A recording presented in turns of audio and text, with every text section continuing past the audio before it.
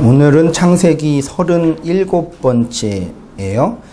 뱀으로 오신 예수, 뱀으로 죽으신 예수, 뱀을 살리신 예수, 뱀 이렇게 세 가지가 나와 있고요.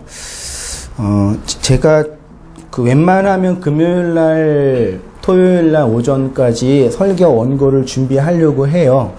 안 하면 불안해서 하려고 하는데, 우리 제인이 아버지도 많이 간증했는데, 말씀을 토요일날 밤에, 소위 말해, 먼저 한번 읽어보시고, 예습해 보시고, 이렇게 오시면 더 말씀의 은혜를 받는데, 도움이 되죠? 예. 공부 잘하는 학생의 특징이 교과서 중심으로 예습과 복습을 잘하면 누구든지 서울대 갈 수가 있죠. 그래서 한번 그렇게 부탁을 드리면서 오늘 오전에 파주에서 말씀 나누었는데 시간이 1시간 반이 걸렸어요. 그래서 오전 예배보다는 좀 짧게 벌써 이렇게 진절머리를 내면 어떻게 이 은혜의 말씀을 이렇게 좋아해야지.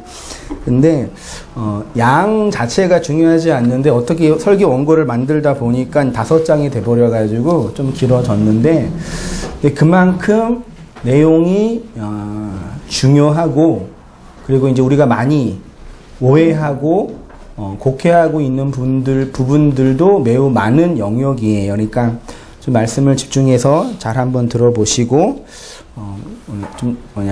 물론 여러분 너무 힘들어하면은 빨리 끊겠지만, 그래도 한번 집중할 수 있는 데가 집중해 보면서 풍성한 은혜를, 우리가 오해했던 부분들을 차근차근 이렇게 정리하면서 나누면 좋을 테니까, 1시간 이상 말씀을 끌고 가야 되니까요, 좀 이렇게 인내심을 가지고 집중해서 이렇게 가면 좋겠다 생각이 들어요.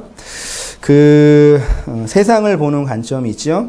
우리는 자신과 성경 그리고 역사를 바라보는 관점에 있어서 중요하게 생각해야 할 부분이 하나가 있어요.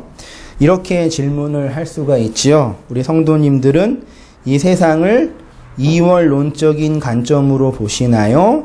일원론적인 관점으로 보시나요? 제가 이전 설교에 자주 많이 했던 이야기 중에 하나가 이제 이원론과 일원론, 그런 기타 등등 얘기를 했었는데, 이 부분이 우리에게 있어서 왜 중요하냐면 우리가 믿고 있는 하나님이 어떤 분인지를 설명하는 방식이 되고, 우리가 얻은 구원이 어떤 내용인지를 설명하는 방식이 돼요. 그래서 매우 중요한 것입니다. 우리는 성경과 역사를 바라보는 관점을 율법적 선악 구조, 즉 이원론으로 두 개의 선악 구조의 관점에서 어떻게 바뀌어야 돼요? 일원론적인 하나의 원리로 바꾸는 인식의 전환이 필요하다. 제가 종종 말씀을 드렸지만 구원이란 인식의 전환이다. 그렇게 말씀드린 적이 있죠. 그래요. 그래서 두 개로 보는 관점에서 하나로 종합하는 원리, 이러한 인식의 전환이 없이는 하나님과 이 세상과 이웃과 나 자신을 어떻게 해요? 왜곡된 모습으로 보게 된다 라는 얘기예요. 왜곡된 모습으로 본다는 얘기는 뭐냐면 내 욕망으로 보게 된다, 그 얘기예요. 그 다음 1페이지 위로 가서요, 2000년의 교회 역사를 살펴보면 기독교 안에 이원론적인 사상이 많이 들어와서 성경을 이원론적인 선악 구조로 해석하고, 그로 말미암아 하나님을 오해하고 곡해하여 내 욕망과 우상으로 믿는 사람들이 허다하다, 아니 거의 대부분이지 않을까라고 한번 생각해 봅니다. 제가 두껍게 하나님을 우상으로 믿는 자들 했잖아요. 여러분, 하나님을 우상으로 믿는다라는 얘기가 무슨 말씀인지 이해할 수 있으세요? 이제 아시죠? 다. 어떤 내용인지요? 하나님이 이스라엘에게 주신 율법의 핵심을 우리는 흔히 뭐라 그래요? 10계명이라고 그러는데 그 10계명 중에 제1계명이 출애굽기 20장 3절에 있는 너는 나 외에는 다른 신을 내게 두지 말라. 1계명이 뭐라고요? 너는 누구예요? 이스라엘 백성 혹은 하나님을 믿고 있는 우리죠. 나는 누구예요? 나는 여기로 오세요. 여기로. 가운데 여기 금이 떨어지는 자리 하나 비었어요. 여기 바로 직통이 하늘에 떨어지는. 일로 와, 일로 돌아와서 일로 와요. 여기 현애자매 옆에 앉아주시고. 아니 들어갈 필요는 없는데. 그래요. 네. 또 오실 분 있을 수도 있으니까요. 너는 이스라엘 백성과 우리고요. 나는 누구예요? 말씀을 지금 주고 계시는 하나님 자신이고 나 외에는 누구요?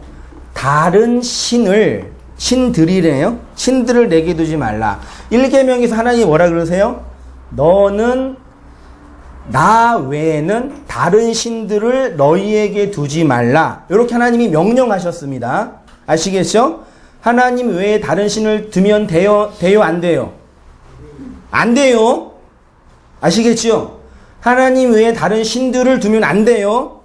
그런데 이제 신명기 32장 39절 밑에 본문 있죠? 그럼 다 함께 읽어보시겠습니다. 시작. 이제는 나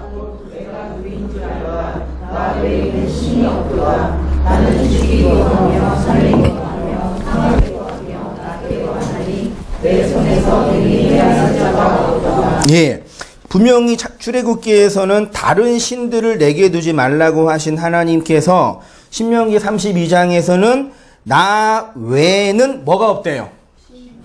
그러면 출애굽기와 신명기 말씀이 서로 모순되지요? 하나님 스스로 나 말고 다른 신 두지 마. 나 말고 다른 우상 믿지 마. 섬기지 마. 그래 놓고 하나님의 신명기에 와서는 나 외에는 다른 신은 없어. 나만 신이야. 어떻게 해요? 이 모순을 어떻게 극복해요? 둘 중에 하나는 틀린 거죠. 아니면 다른 의미가 있는 거죠. 세상에서 가장 센 창과 세상에서 가장 강한 방패가 부딪히면 누가 이겨요? 모르는 거예요. 보세요.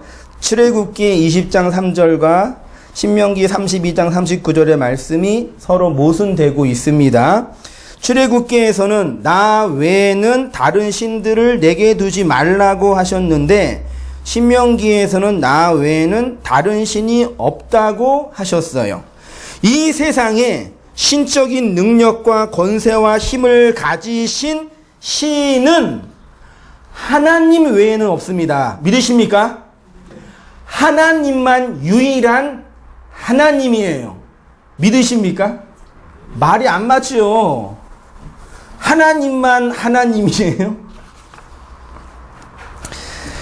하나님은 오직 한 분이세요. 신으로 부를 수 있는 분은 오직 삼위일체의 하나님뿐이 없어요. 그런데 그 하나님을 다른 신으로 믿지 말라는 10계명의 제1계명은 도대체 뭐냐? 그러면 하나님을 다른 신으로 믿는다라는 건 뭐냐 이 얘기예요. 그것은 인간의 본성, 욕망, 즉 선악 구조 안에서 자신의 욕망으로 만들어낸 하나님으로 믿는 것을 다른 신을 믿는 거라고 해요. 보세요. 모든 인간은 자아 혹은 의식이 형성되면서, 아니 태어나면서부터 그의 마음속에 자신의 욕망하는 신을 만들고 믿고 섬기는 본성이 있어요. 한번 줄쳐보세요. 마음속에 자신이 욕망하는 신, 자신이 욕망하는 그 신을 만들고 믿고 섬기는 본성이 있어요. 그리고 그 다른 신의 본질을 십계명의 마지막 계명이라고 우리가 부르는 10번째 계명에서 뭐라 그래요? 2페이지 왼쪽으로 가보겠습니다. 2페이지로 펴보세요. 출애굽기 20장 17절 다 함께 읽어보시겠습니다. 시작. 내 이웃의 집을 탐내지 말라. 내 이웃의 아내나 그의 남종이나 그의 여종이나 그의 소나 그의 낙이나 무릇 내 이웃의 소유를 탐내지 말라. 여기에서 그 탐내지 말라를 우리는 탐심 혹은 탐욕이라고 부르는데 골로새서 3장 5절에 바울은 이 탐심은 뭐라 그래요? 탐심은 곧 우상숭배. 그러면 1계명에서 제 안 보냈죠? 제 보면 레카죠 저거.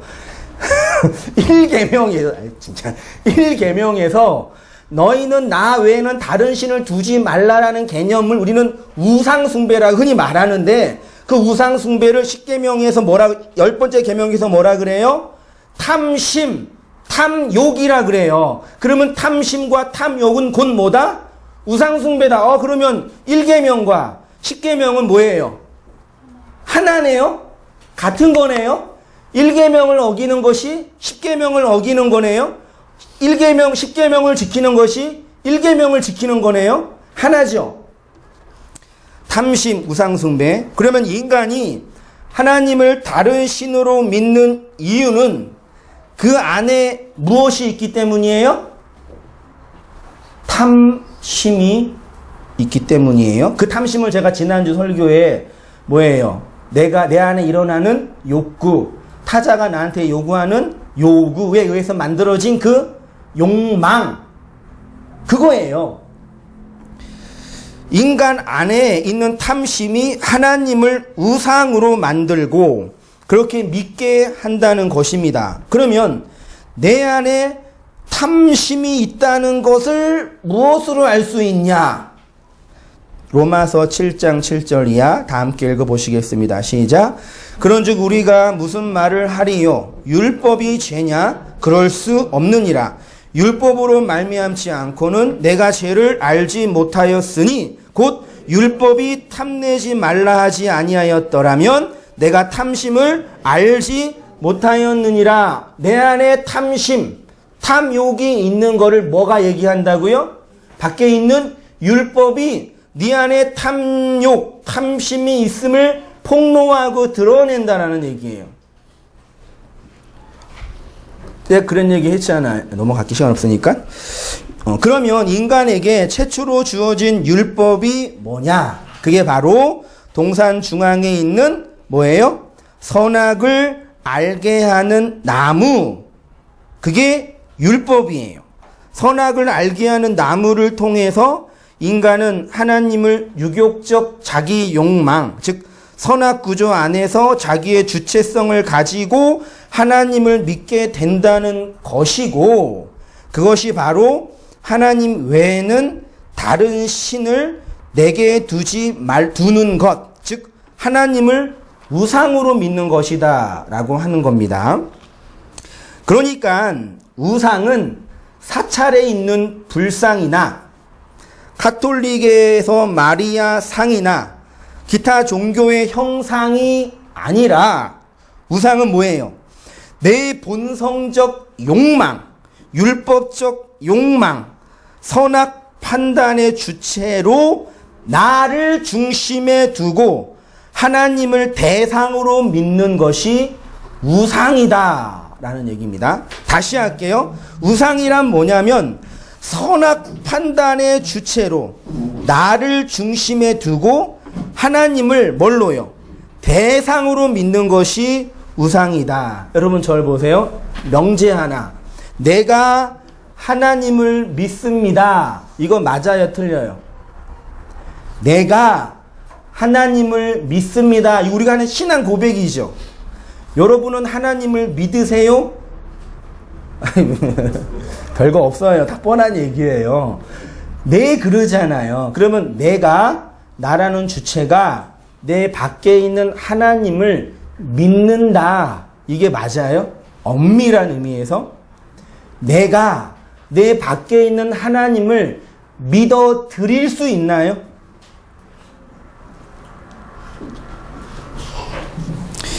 믿음에 있어서 내가 주체이고 하나님이 대상이 되는 모양이에요. 이런 식의 믿음이 하나님을 내 욕망으로 믿는 것이라고 하고 그것을 우상숭배라고 합니다. 내가 하나님을 믿는다. 그러면 우리가 하나님을 믿는 이유는 뭐예요? 절 보세요. 예. 우리가 하나님을 믿는 이유는 뭐예요? 지난주에 제가 그런 질문 드렸지요. 하나님이 나보다 힘이 약하면 그 하나님을 믿을 수 있나요? 혹은 우리는 하나님을 용서할 수 있나요? 물어봤잖아요. 그게 무슨 말씀인지 이해할 수 있어요? 우리가 하나님을 믿는다라고 할 때 그 내용이 뭐냐면 예를 이렇게 들어볼게요. 이게 뭐예요? 종인데 요거를 하나님이라고 할게요. 뭐라고요? 하나님. 그러면 타자인 내가 하나님을 믿는 이유는 뭐예요? 하나님이 뭘 가지고 있어요? 구원. 잘 보세요. 내가 하나님을 믿는 이유는 하나님이 뭘 가지고 있기 때문에? 구원, 천국, 능력을 가지고 있기 때문에 하나님을 믿어드리는 거죠. 그러면 이 하나님이 구원, 천국을 가지고 있지 않으면 믿어요, 안 믿어요? 믿을 이유가 없는 거죠. 그리고 반대로 내가 하나님을 잘 믿어서 구원을 획득했어요. 이거 누구 거예요? 정신 차릴 중요해 지금. 내가 하나님을 잘 믿어서 열렬한 종교생활과 마음을 드리는 치성을 들여서 하나님이 주는 구원을 획득했어요. 누구 거예요? 내 거지. 어려워요? 아니 봐요. 내가 하나님이 가지고 있는 구원을 믿음을 들여서 치성을 들여서 얻어냈다니까요. 그거 누구 거예요? 내 거. 내 거는 내가 잃어버릴 수 있어요? 잃어버리지 않아요? 반응 좀 해보세요. 내 거는 내가 잃어버려요? 안 잃어버려요? 잃어버리잖아요. 그럼 구원을 잃어버린다고요. 아시겠죠? 그렇게 예수 믿으면 혹시 진짜 구원을 얻었어도 잃어버린다고요. 말씀을 들으면 항상 말씀을 기억하세요? 까먹지요. 그게 진리예요. 왜? 내 거니까 내가 밖에서 들어온 지식을 얻어냈으니까 내 거잖아요. 내 거는 반드시 잃어버린다니까요. 그러면 구원이라는 건 뭐냐면, 천국이라는 건 뭐냐면, 내가 하나님의 타자가 하나님이 가지고 있는 천국을 획득하는 게 아니라 하나님 자신이 천국인 거예요. 그러면 하나님이 내 안에 들어오면 내 거예요, 하나님 거예요? 내가 주체에서 하나님이 대상이었는데 하나님의 그 대상이 나의 주체가 된다니까요. 그러면 내가 그 구원을 잃어버릴 수가 없는 거예요. 이게 구원의 확신이에요, 말하자면요. 그러니까 내가 하나님을 믿는다라고 할 때는 나의 믿음으로 그 하나님을 취한다라는 구원론의 시작에서 측면에서는 필요하지만 구원의 내용은 내가 하나님을 믿는 게 아니라 그 하나님이 나에게 그냥 뚫고 나랑 상의하지도 않고 그냥 뚫고 들어오시는 거예요. 그래서 어느 날 눈 떠 보니까 뭐예요? 내가 하나님을 믿는 것처럼 보이는 거예요. 원래 사랑은 그렇게 들어와요. 그치요? 어느 날 눈 떠 보니까 내 옆에 누가 있어요? 이상한 여자가 있어요. 어느 날 눈 떠 보니까 내 앞에 누가 있어요? 애새끼 셋이 있는 거예요. 내가 이걸 만들어내고 추구한 게 아니라 어떤 사랑의 힘, 그걸 고대시는 아난케라고 했는데 그 사랑의 힘에 의해서 막 움직여 가서 나온 거예요. 그래서 30살, 40살 넘으면 결혼하기가 쉬워요, 어려워요? 어려운 이유가 우리의 이성이 그 사랑을 자꾸 이렇게 잰단 말이에요. 말하자면요. 그러니까 가능한 한 있을 때 빨리 결혼하는 게 뭐 하다 여기까지 나왔어요? 별 얘기 아닌데. 그 얘기를 제가 2페이지 맨 위에 초월을 인간이 소유할 수 있느냐 그 얘기입니다. 한번 읽어볼게요. 하나님은 내가 인간이 믿어드릴 수 있는 존재가 아닙니다. 구원은 인간이 하나님과 믿음이라는 거래를 통해서 획득할 수 있는 것이 아닙니다. 천국은 인간이 욕망하고 탐해서 얻어낼 수 있는 것이 아닙니다. 이러한 복음의 초월성, 진리의 절대성은 내가 주체가 되어서 획득하고 소유하여 내 것으로 할 수 있는 것이 아닙니다.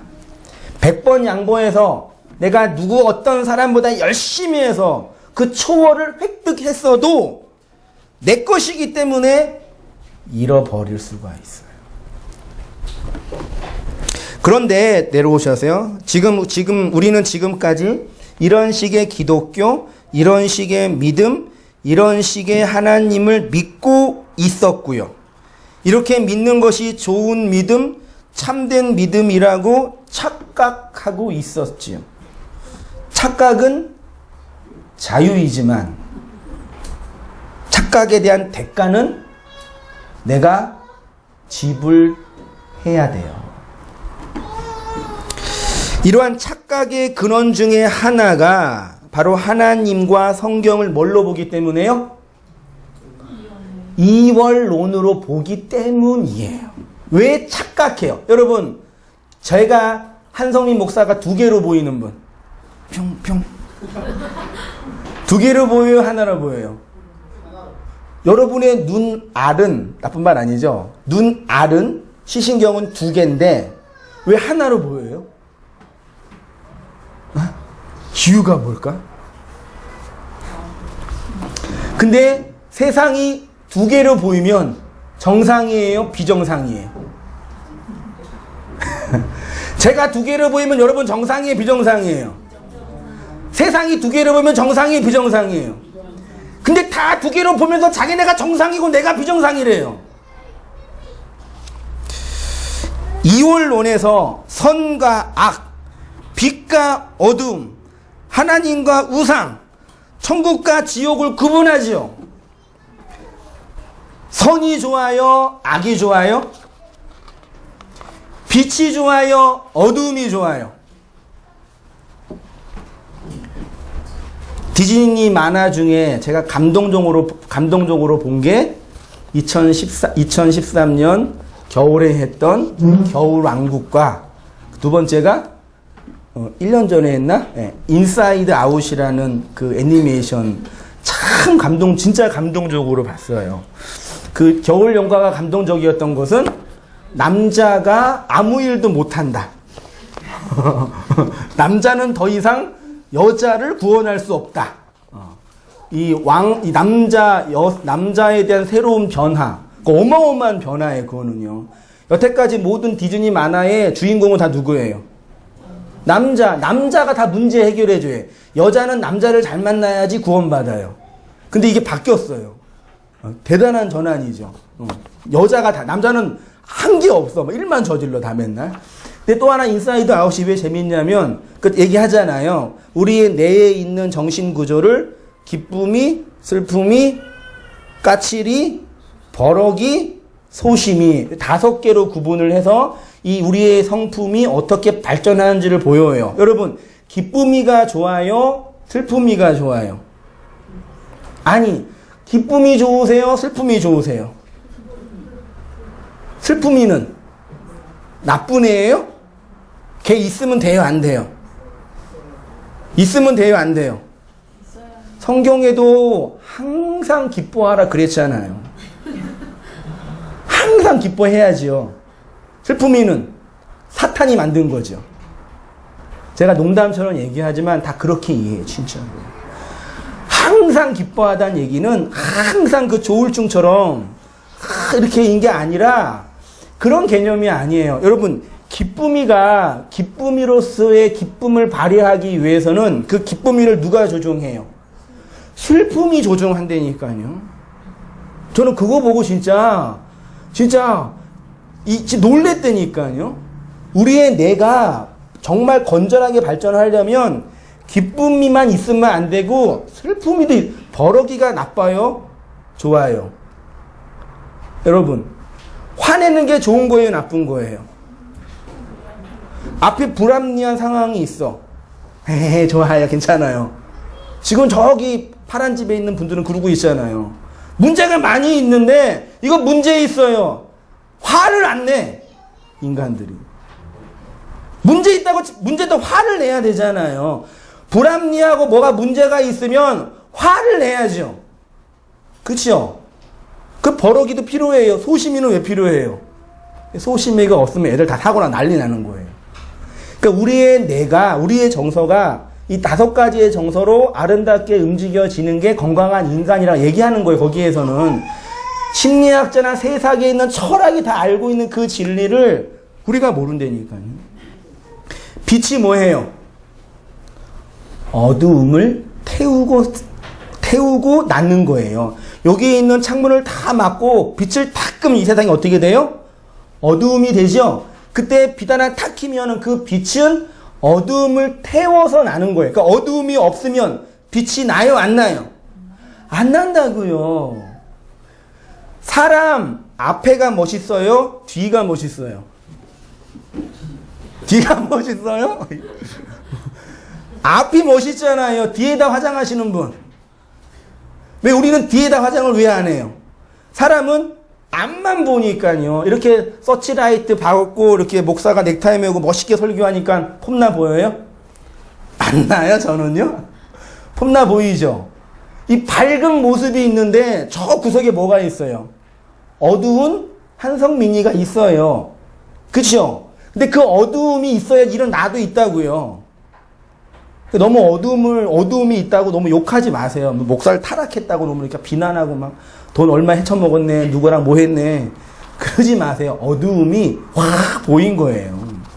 물론 정당화하는 건 아닙니다, 그거를요.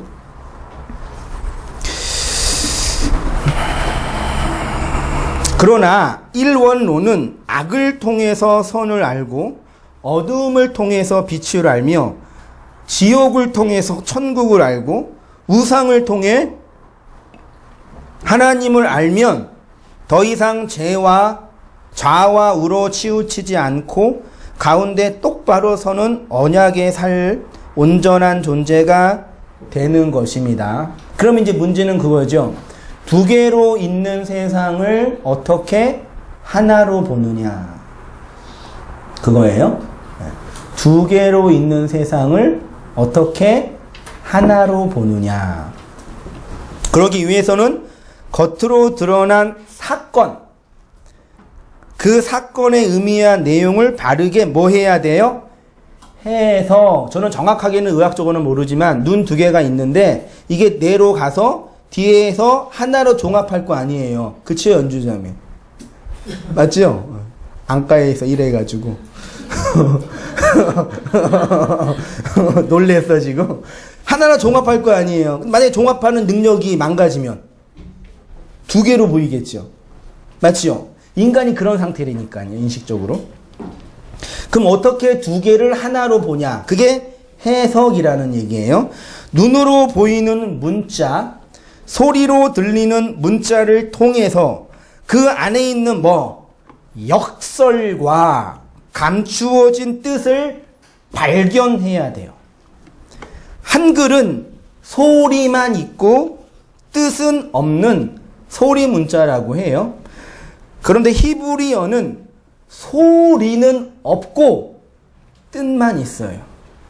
이게 어려움이에요. 한번 생각해 보세요. 왜 하나님은 소리가 없는 뜻 글자에 당신의 계시를 담아서 우리에게 건네줬을까요? 소리를 내지 못하는 그림을 그려서 우리에게 보여준 거라니까요. 원래는요. 왜요? 소리는 시간이 지나고 전달의 과정을 통해서 뭐 해요? 소리는 변질돼요. 예를 들어서 오전에 그 얘기를 했는데 별로 안 좋아하시더지만 그 괜찮은 예화예요. 하나의 명제를 그래. 한성민 목사는 잘생겼다. 진리예요, 비진리예요? 다시 한성민 목사는 잘생겼다. 진리예요, 비진리예요? 진리예요? 좀 도와주세요. 부탁드릴게요. 얼마나 돈 들어간다 그래요. 한성민 목사는 잘생겼다. 진리예요, 비진리예요? 감사하면 그러면 그 진리를 내가 전하는 거예요. 앞에 이제 우리 환혜자매한테 한성민 목사는 잘생겼습니다. 전했어요. 그럼 환혜자매 옆에 있는 형제한테 어떻게 해야 돼요?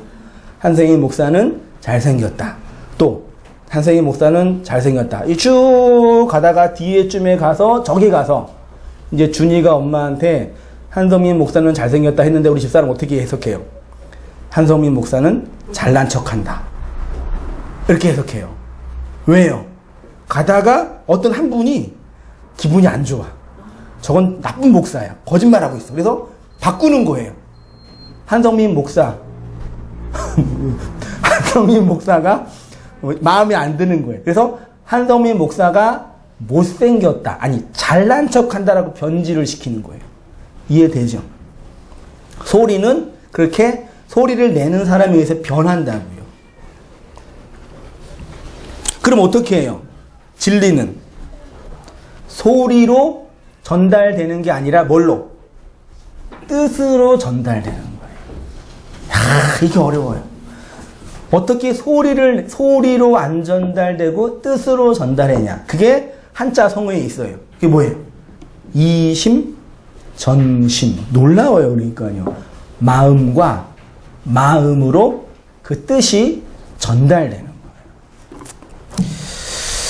그래서 마음과 마음, 뜻과 뜻으로 전달되는 것이 진리이지 소리와 소리로 전달되는 것은 진리일 수 없습니다. 소리는 항상 그렇지만 전달과 동시에 변질되고 왜곡되게 되어 있어요. 인류의 문자는 그래서 끊임없이 뭐예요? 변화, 변질, 소리는 끊임없이 변해요. 예를 들어서 자주 들었는데 예수님께서 무리를 보시고 불쌍히 여기십니다. 그거를 이제 나중에 한 100년 후에 한국어로 번역을 어떻게 할까요? 예수님께서 무리를 보시고 헐. 그럼 끝나는 거예요. 헐에 모든 게 다 담겨져 있는 거예요. 얘기했잖아요. 가통 뭐예요? 가정통신문, 배숙, 배움쑥쑥, 태후. 그렇게 언어가 다 이렇게 축약되면서 변질된다니까요. 애들 카톡 하는 거 보시죠? 오키, 오키, 이게 뭐예요? 잉잉잉, 이건 뭐예요? 그렇게 다 단순하게 변해요. 왜요? 빨리 소통해가지고 돈을 벌어야 되니까요. 그러니까 문자가 장사에 사용이 되면 변질돼요. 원래 한자도 한 획, 한 부수 탁탁탁탁 하는데 지금 중국인은 어떻게 쓰는지 아시죠? 완전 이게 다 이게 진짜 심플하게 변한다니까요. 그러니까 문자가 원래 하나님이 인간에게 문자를 줄 때는 하나님이 누구인지 가르쳐주는 그림으로 줬는데 인간이 그 문자를 가지고 뭐 해요? 여기 가가지고 돈 버는 데 사용하는 거예요. 돈 많이 벌려면 어떻게 해야 돼요? 이건 잘해야죠. 그 얘기 이제 제가 쭉 했어요. 3페이지로 가서 진리가 전달되는 원리 있지요? 성경 문자의 뜻은 소리와 문법으로 전달되는 것이 아니라 그 속의 뜻으로 전달되는 것입니다. 문자의 외적인 기표, 표식과 소리는 뜻을 전달하지 못해요. 예를 들어서 서울이라는 표지판이 서울이에요? 아니죠. 서울이라는 그 글자 소리가 서울은 아니잖아요.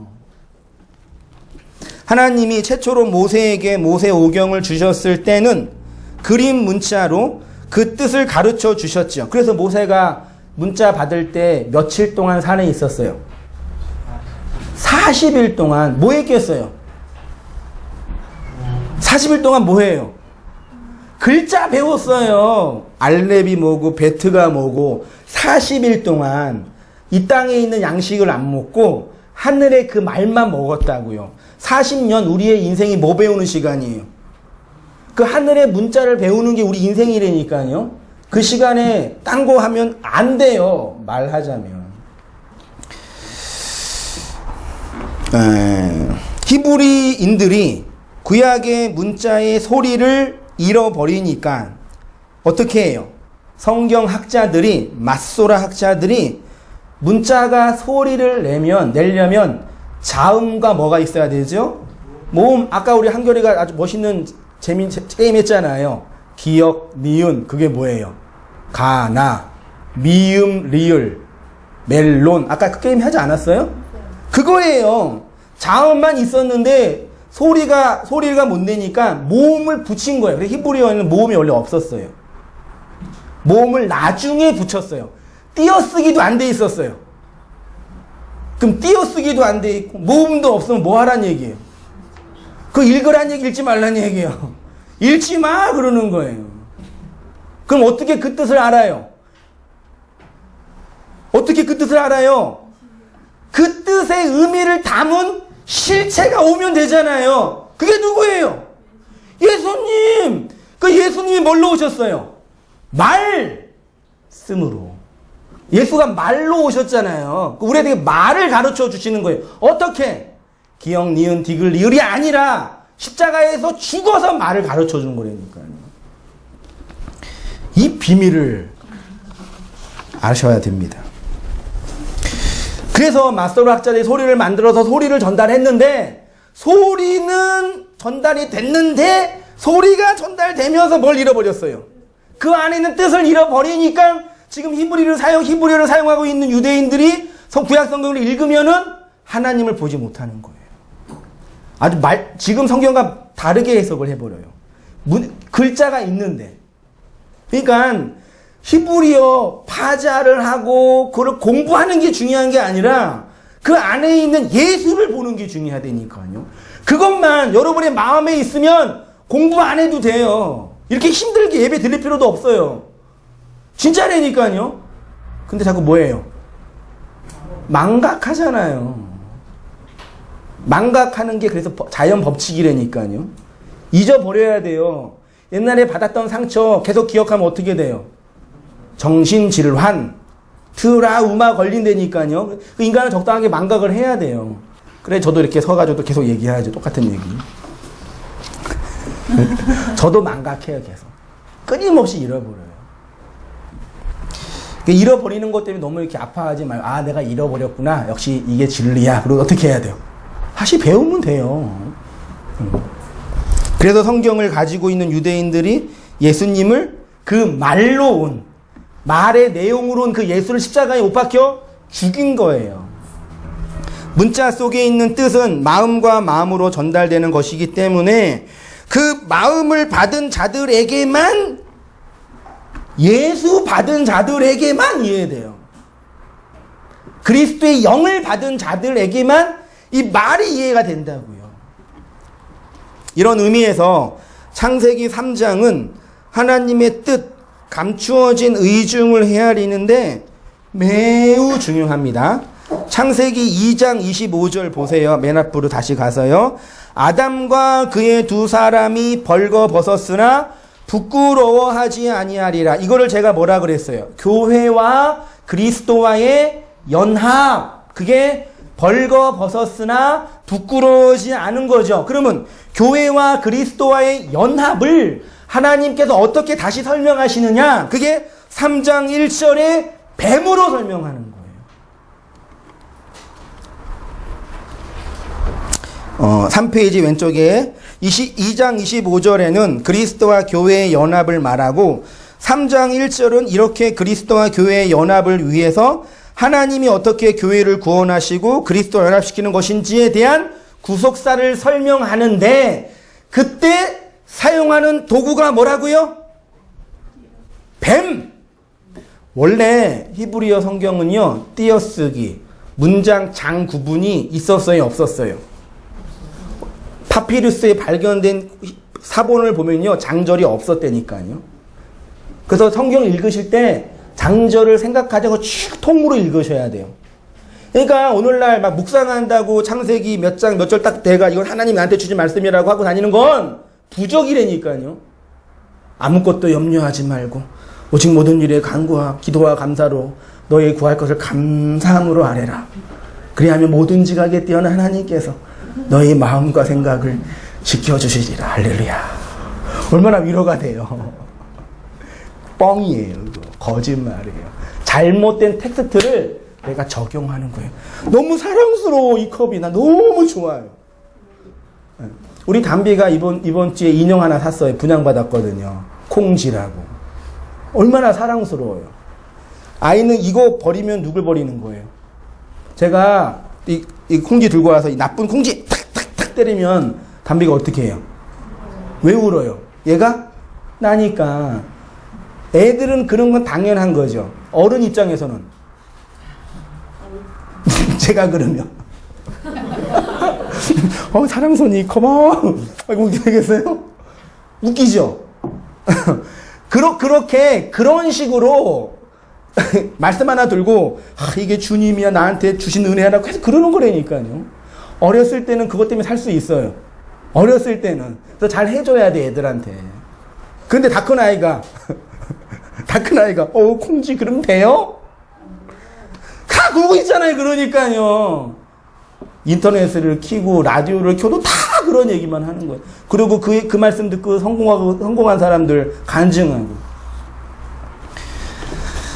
그 통으로 읽으셔야 돼, 쭉이요. 근데 그렇게 읽는데 2장 25절과 3장 1절이 어떻게 연결이 되냐면 제가 히브리어 이렇게 다 썼어요.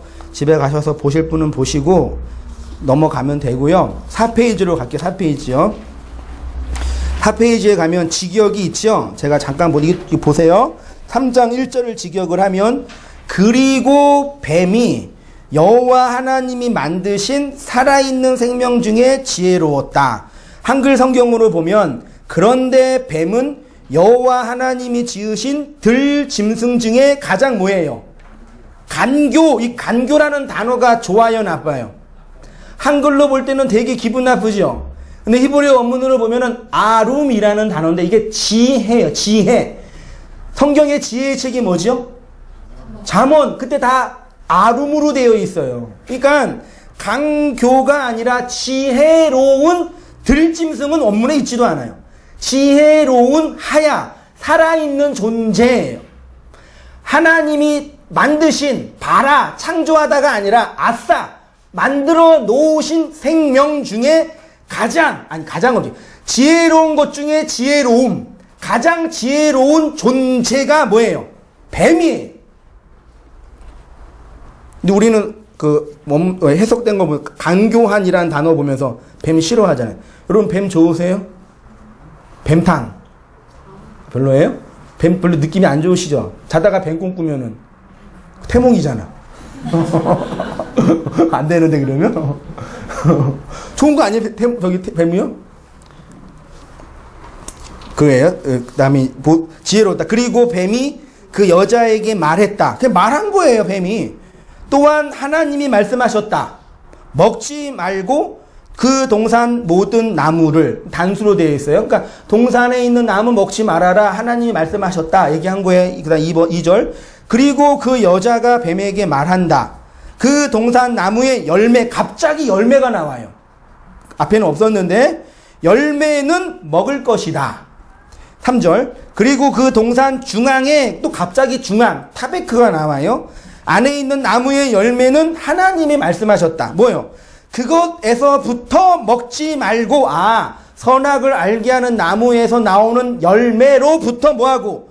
먹지 말고 도달하지 말라. 이 도달하지 말라를 3절에서 어떻게 번역했냐면, 원래는 먹지도 말고 뭐하지도 말라? 만지지도 말라. 이건 그러니까 먹지도 말고 만지지도 말라는 그 얘기를 금단의 열매로 만들어버렸어요. 인간이 도달하면 안 되는 금단, 판도라 상자처럼 도달하면 안 되는 금단의 열매를 만들어 냈다니까요. 번역상.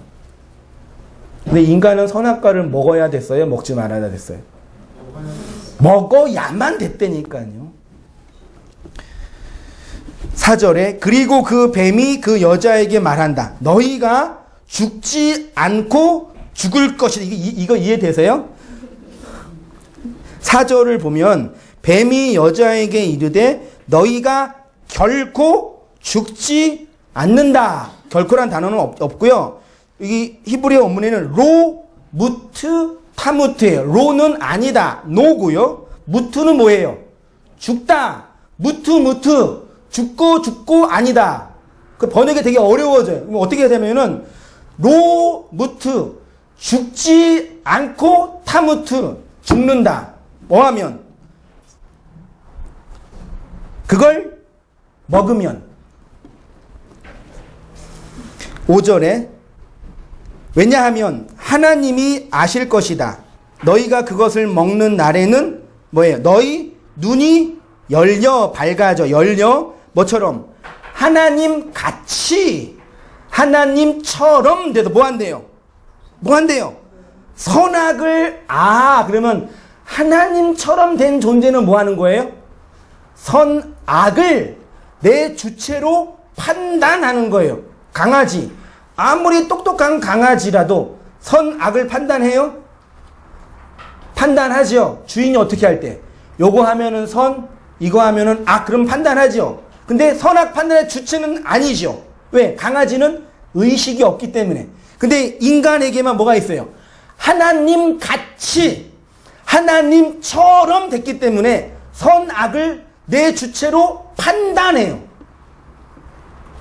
4절에 로, 무트, 타무트는 뭐냐면 죽지 않고 죽는다는 얘기는 하나님이 우리에게 선악과를 통해서 만들어 원하셨던 거는 뭐냐면 이것을 뭐하고? 먹고 죽어서 뭐예요? 살리는 거예요. 성경의 원리는 뭐냐면 교회가 죽는다는 얘기는 뭐냐면 그냥 멸망한다는 얘기가 아니라 죽어서 뭐예요? 살아나는 거라니까요. 남녀가 만나서 결혼을 하면 뭐예요? 서로를 향해요? 죽지요. 죽지 않으면 그 관계는 깨지잖아요. 엄마 아빠가 죽어야지만 아이들이 살지요. 죽어서 살잖아요. 안 죽으면 얘네가 죽잖아요. 이해되시죠? 하나님이 선악과를 통해서 뭘 의도했는지 좀 보이세요? 볼게요. 4페이지에 자신의 손을 뻗어 먹지 말라. 3절을 보면 하나님은 여자에게 나무의 열매를 자신의 손으로 도달해서 먹지 말라고 하셨습니다. 3절에 보면은 먹지 말고 도달하지 말라. 이걸 어떻게 해석할 수 있냐면 먹기는 먹는데 선악과는 먹어야 돼요. 먹으라고 주신 거예요. 먹는데 어떻게 먹어요? 자신의 손을 뻗어서 먹는 거예요. 여러분, 저를 보세요. 중요해요. 선악과는 내가 손을 뻗어서 먹어야 되는 게 아니라 생명나무는 원래 어떻게 주시는 거예요? 인간이 손을 뻗어서 먹는 게 아니라 어떻게? 하나님이 인간에게 먹여주시는 거라니까요. 지금 막 태어난 어린 아이가 스스로 엄마의 젖을 도달해서 먹을 수 있어요? 막 태어난 어린 아이는 반드시 엄마가 밥을 먹여줘야 돼. 인간만 그래요. 다른 동물들은 태어나자마자 일어나서 엄마 젖으로 가. 지가 먹어. 근데 인간은 태어나서 부모가 밥을 먹여주지 않으면 어떻게 해요? 죽는다니까요.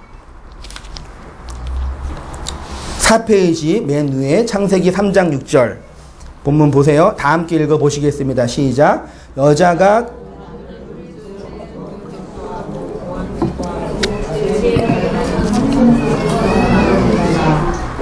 그 열매를 따먹고 자기와 함께 있는 남편에게도 주매 그도 먹은지라. 여자가 그 열매를 따먹고, 밑에 각주를 보니까 따먹고라는 단어가 라카흐라는 동사로 되어 있고요.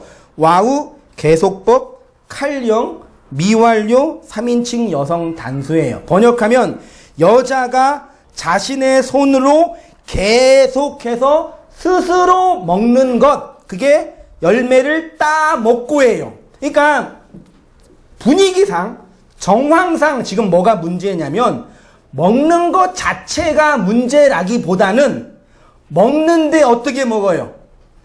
자신의 손을 뻗어서 내가 주체가 돼서 그 선악과를 먹는 걸 지금 문제 삼는 거예요. 정황상. 근데 계시록 2장 7절 보세요. 다 함께 읽어보겠습니다. 시작. 귀 있는 자는 성령이 교회들에게 하시는 말씀을 들을지어다. 이기는 그에게는 내가 하나님의 낙원에 있는 생명나무 열매를 주워 먹다가 땅에 떨어진 걸 주워 먹는 게 아니에요. 나 맨 처음에 그렇게 이해했는데 천국에는 그 열매가 많이 있어서 이렇게 주워 먹는 줄 알았어요. 그게 아니라 주워라 단어를 보니까 이게 헬라어로 디돔이에요. 넘겨주다예요. 하나님이 이기는 자, 율법의 선악 구조가 깨트려진 자는 하나님이 그걸 넘겨준다예요. 실제로 인류의 역사, 5절을 보면 뱀을 통해서 중요한 정보 하나를 알 수가 있는데, 그것은 여자가 선악을 알게 하는 나무의 열매를 자신의 손을 뻗어서 먹으면 어떤 일이 벌어져요? 첫째, 눈이 열리고, 둘째, 하나님 같이 되고, 셋째, 선악을 판단하는 주체가 되는 거예요. 하나님이 의도했다 안 했다? 하나님께서 의도했다 안 했다? 하신 거라니까요. 실제로 인류의 역사는 선악과의 열매를 자신의 손으로 따 먹어서 눈이 열려 하나님과 같이 되어서 선악을 스스로 판단하는 선악 판단의 주체가 되었습니다. 여자가 주체가 되었다라는 것은 하나님이 그에게 뭐가 됐다고요? 대상이 된 거예요. 고린도전서 1장 21절 다 함께 읽어보시겠습니다. 시작. 하나님의 지혜에 있어서는 이 세상이 자기 지혜로 하나님을 알지 못하므로 하나님께서 전도에 미련한 것으로 믿는 자들을 구원하시기를 기뻐하셨도다. 오직 은밀한 가운데 있는 하나님의 지혜를 말하는 것으로서 곧 감추어졌던 것인데 하나님이 우리의 영광을 위하여 만세전에 미리 정하신 것이라. 이 지혜는 이 세대의 통치자들이 한 사람도 알지 못하였나니 만일 알았더라면 영광의 주를 십자가에 못 박지 아니하였느니라. 하나님의 구원의 지혜는 이 세상의 지혜로는 알 수 없고 깨달을 수 없는 지혜입니다. 그래서 세상에게는 어떻게 보여요? 미련하게 보여요. 성경에서 지혜하면 뭐예요? 지혜하면 뱀이에요, 뱀. 그래서 오늘 본문에서 뱀이 가장 지혜롭다. 하나님의 구원은 하나님의 뭐예요? 지혜. 그러면 하나님의 구원이 뭘로 설명돼요? 뱀으로. 뱀이 뭐예요? 지혜. 구원을 뭘로 설명한다고요? 하나님의 구원은 지혜. 그러면 하나님의 구원을 뭘로 설명한다고요? 뱀으로. 자, 뱀 이야기 하겠습니다. 중요합니다. 이제부터요. 5페이지 마지막 하나 남았습니다. 민수기 21장 6절 다 함께 읽어보겠습니다. 시작. 여호와께서 불뱀들을 백성 중에 보내어 백성을 물게 하심으로 이스라엘 백성 중에 죽은 자가 많은지라. 백성이 모세에게 이르러 가로되 우리가 여호와 당신을 향하여 원망함으로 범죄하였사오니 여호와께 기도하여 이 뱀들을 우리에게서 떠나게 하소서. 모세가 백성을 위하여 기도하매 모세가 놋뱀을 만들어 장대 위에 다니 뱀에게 물린 자마다 놋뱀을 쳐다본 즉 살더라. 9절에 놋뱀은 누구예요? 당연히 예수죠. 분명히 예수님께서 요한복음 3장 14절에 모세가 광야에서 뭘 들었어요? 뱀을 든 것 같이 인자 나도 들어야. 그러면 놋뱀은 누구예요? 예수죠. 그러면 앞에 불뱀은 누구예요? 불뱀은 누구예요? 사탄, 남편, 자식, 셋 중에 아니죠. 우리를 맨 실체는 누구예요? 예수라니까요. 여러분이 산에 가다가 독사한테 물렸어요. 병원 가면 뭐 해줘요? 해독제를 주지요. 해독제의 성분은 뭐예요? 뱀독의 성분이 뱀독의 해독제예요. 그래서 어떤 뱀에 물렸는지를 알아야 병원 가서 그 뱀 해독제를 준단 말이에요. 뱀에게 물렸으면은 무슨 해독제? 자기가 문 뱀에서 나온 해독제를 맞아야지만 산다니까요. 우리를 문 불뱀의 실체가 누구라고요? 예수라고요. 내가 예수에게 물렸습니다 라고 자각할 때 내 안에 뭐가 일어나요? 뱀 독에 의해서 유격적 욕망, 선악 판단의 주체로 하나님처럼 하나님 자리에 있는 그 나가 죽는 거라니까요. 그렇게 해서 내 욕망을 하나님이 죽여 가시는 거예요.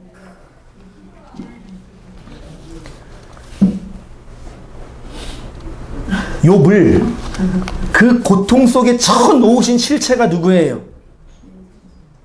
하나님이에요. 하나님이 애새끼 죽이고 하나님이 재산 다 뺏어가고 하나님이 부인 도망가게 만들어 놨다니까요. 그리고 나중에 욥이 어떻게 해요? 아, 하나님이 그러셨네요? 너 죽었어. 그랬어요? 그 속에서 지가 죽은 거야, 욥이에요. 네. 우리가 그거라니까요. 그렇게 진리를 발견해야죠. 왜 사람들이 하나님 좋은 분 그런지 아시겠죠? 담비가 팥쥐 들고 팥쥐 좋은 애 그거 똑같다니까요. 네? 그래서 그 팥쥐를 죽여야지 담비가 살아요. 그래서 예수가 우리에게 팥쥐로 오신 거예요. 오늘 예화할 게 많이 생겨서 좋네요. 다시 써먹을 때가 이렇게 있다니까요. 5페이지에요. 뱀으로 오신 예수, 뱀으로 죽으신 예수, 뱀을 살리신 예수 있죠? 저는 뱀과 여자의 이야기를 통해서 이 역사에 뱀으로 오신 예수 그리스도의 십자가를 생각했습니다. 뱀이 여자에게 와서 선악과의 나무의 열매를 먹게 하였습니다. 이는 예수가 뱀으로 역사 속에 오셔서 선악과 나무로 죽은 사건을 예표하지요. 갈라디아서 3장 13절 다 함께 읽어보시겠습니다. 시작. 그리스도께서 우리를 위하여 저주를 받은 바 되사 율법의 저주에서 우리를 속량하셨으니 기록된 바 나무에 달린 자마다 저주 아래 있는 자라 하였음이라. 예수가 십자가라는 동산 중앙에 세워진 나무입니다. 그 나무가 우리에게 선과 악을 알게 하는 나무로 온 것이고, 그래서 그것을 먹어야지만 내가 뭐라는 걸 알아요? 죄인이라는 죄의식이 생기는 거예요. 죄를 자각하는 죄의식이 생기고, 그런 사람에게 뭐가 보여요? 생명나무, 즉 부활하신 그리스도의 영을 받아 무슨 의식? 무죄의식이 생기는 거예요. 즉 죄가 해결되는 생명이 되는 것입니다.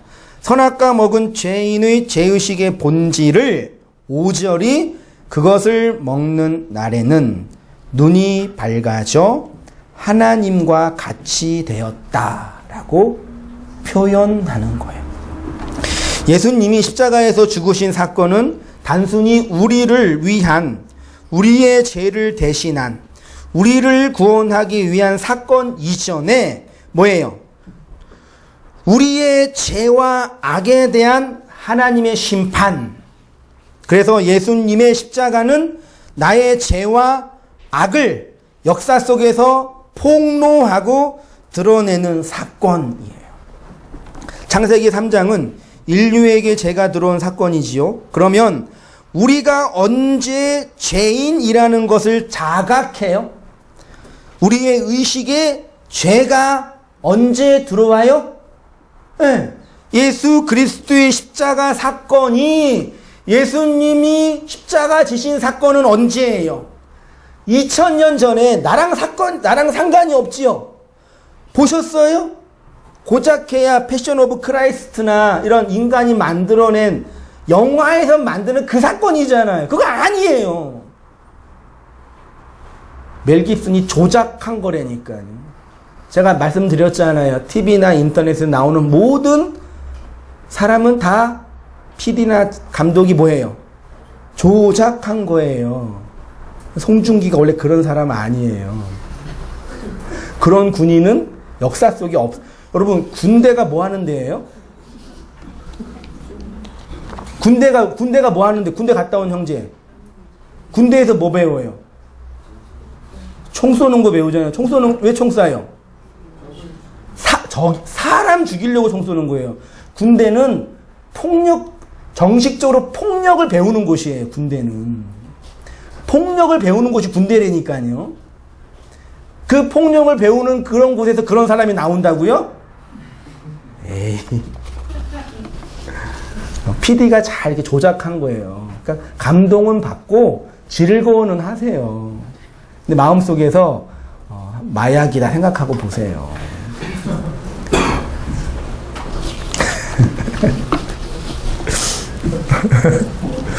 그게 뭐가 재밌어 대체 그게? 뭐 하다가 송중기가 나왔어요? 아담이 선악과를 먹은 사건은 인류의 역사 속에 세워진 예수님의 십자가, 우리의 의식 속에 주입된 거예요. 그러니까 제가 답답한 거는요, 그 인터넷이나 TV의 프로그램을 보면서 감동받는 건 괜찮은데 예수를 그렇게 믿는다니까요. 예수님 송중기 아니에요. 이 구속사적인 사건의 가장 지혜로운 존재인 뱀이 사용이 되었다는 것은 성도의 구원은 세상의 지혜로는 판단할 수 없는 하나님의 지혜로 나타나는 사건이라는 것을 설명해 줍니다. 예수님이 왜 2000년 전에 뱀이 되어 죽으셨겠습니까? 내가 그 뱀이라는 것, 하나님도 아닌 것이 하나님처럼 하나님의 자리에서 선악의 주인으로 왕노로 타고 있는 그 저주받은 뱀이라는 것을 가르쳐 주기 위해서 하나님이 스스로 저주의 뱀이 되어 죽으신 거예요. 요한복음 12장 31절 다 함께 읽어보시겠습니다. 시작. 이제 이 세상에 대한 심판이 이 세상의 임금은 누구예요? 왕이 누구예요? 이 세상에서 선악 판단의 주인으로 왕노릇 하고 있는 내가 임금이라니까요. 그 하나님이 내 왕권을 공격하고 들어오신 분. 여러분, 왕권이 가장 강한 사람이 누구예요? 저기 서울역에서 인생의 어려움 때문에 노숙하고 있는 노숙자가 왕권이 강해요.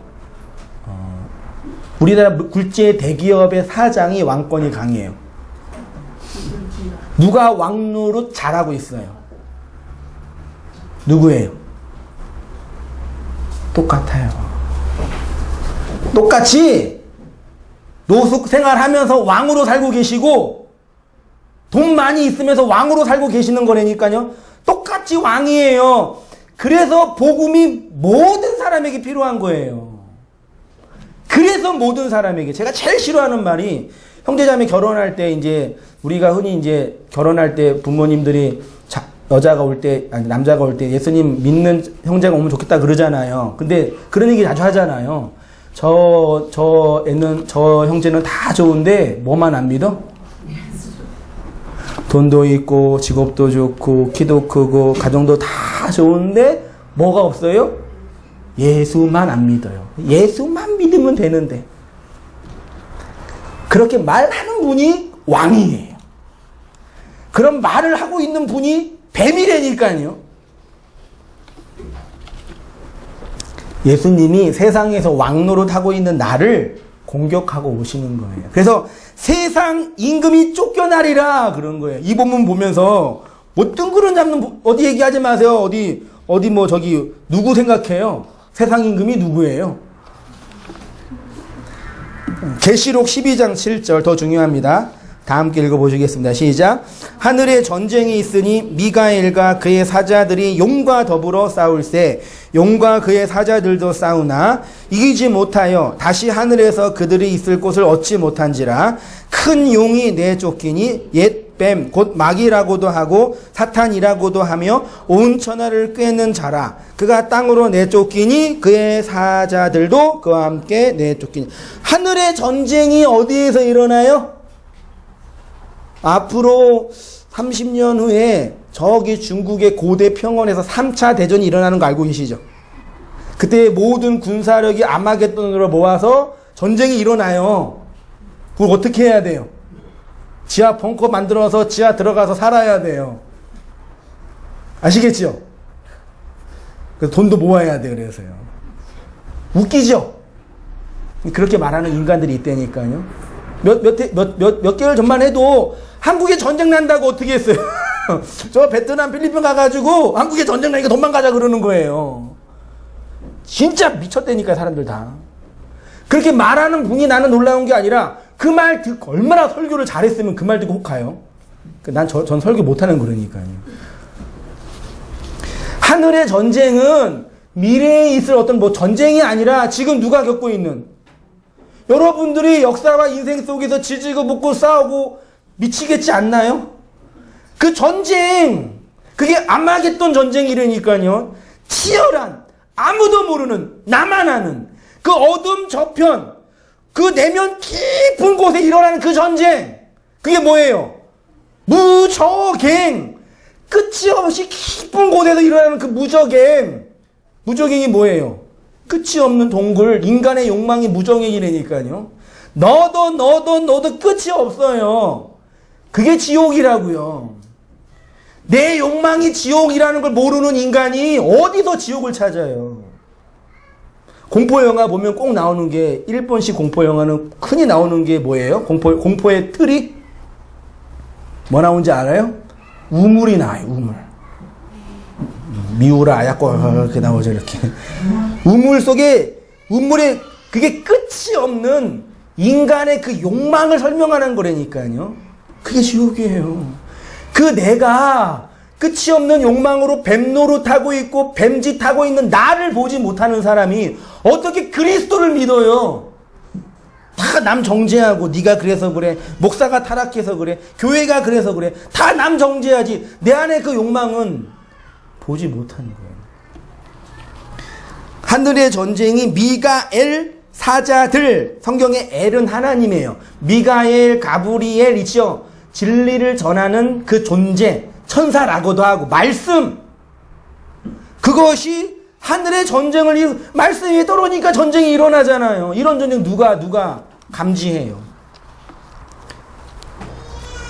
계시록 18장 2절 읽어보겠습니다. 시작. 힘찬 음성으로 외쳐 이르되 무너졌도다 무너졌도다 큰 성 바벨론이여, 귀신의 처소와 각종 더러운 영이 모이는 곳과 각종 더럽고 가증한 새들이 모이는 곳이, 큰 성 바벨론이 누구예요?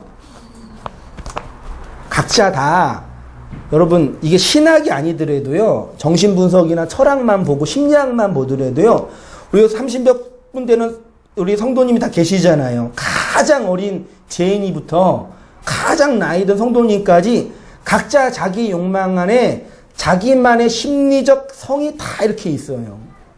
이렇게 다 이렇게 있다니까요. 인간관계는 그 성 중심으로 움직여져요. 그래서 본능적으로 자기 성을 지키기 위한 방식으로 행동하고 말해요, 사람들이요. 나를 보호하려고요. 그게 바벨론이에요. 그 성을, 그 말씀이 공격하고 들어오는 거예요. 공격하고 들어와서 왕 노릇하고 있는 그 왕권을 전복하는 거라니까요. 그 나를 하나님의 나라로 만드시는 거예요. 아, 맞네요.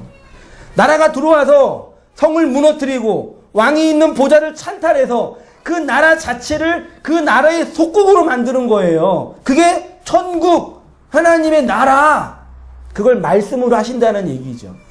근데 다 이렇게 성을 만들어 놓고 나는 하나님 편 해놓고 세상과 싸우고 있으니까. 그 바벨론 성이 귀신에 쳐서 악한 말, 각종 더러운 영, 가증한 새, 율법을 상징하죠. 읽고 마치겠습니다. 제가 무엇인지 아시겠습니까? 선악과 먹고 스스로 하나님처럼 하나님의 자리에서 왕으로 살고 있는 아담 군상들의 모든 것이 죄예요. 하나님의 왕권을 스스로 도전한 인간을 지옥이라는, 무적행이라는 이 세상에서 구원하시는 것이 하나님의 왕권의 회복이에요. 하나님은 그렇게 짐승으로, 뱀으로, 용으로 왕 노릇하고 있는 나와 아마겟돈 전쟁을 일으키시어 나의 바벨론 왕국을 무너뜨리시는 거예요. 그래서 우리가 새하늘과 새 땅, 하나님의 나라, 천국이 되는 것입니다. 이 복음의 사실로 감사하고 감격하며 뱀처럼 이 아래의 세상에서 기어다니는 짐승. 그래서 존귀하나 깨닫지 못하는 사람은 무슨 짐승이요? 멸망하는 짐승. 아래의 세상에서 기어다니는 그 실체로 사는 것이 아니라 두 발로 우뚝 서서 진리로 걸어다니는 모든 성도님 되시기를 주의 이름으로 축원드립니다. 기도하시겠습니다. 하나님 아버지, 이 세상 심판이 이르렀고 이 세상 임금이 쫓겨난 사실을 통해서 하늘의 전쟁이 우리 안에서 일어나는 복음의 사실을 통해서 우리가 뱀이었고 뱀처럼 왕노릇하며 진리에 서지 못했던 바벨론이었던 것들을 배우고 깨달았습니다.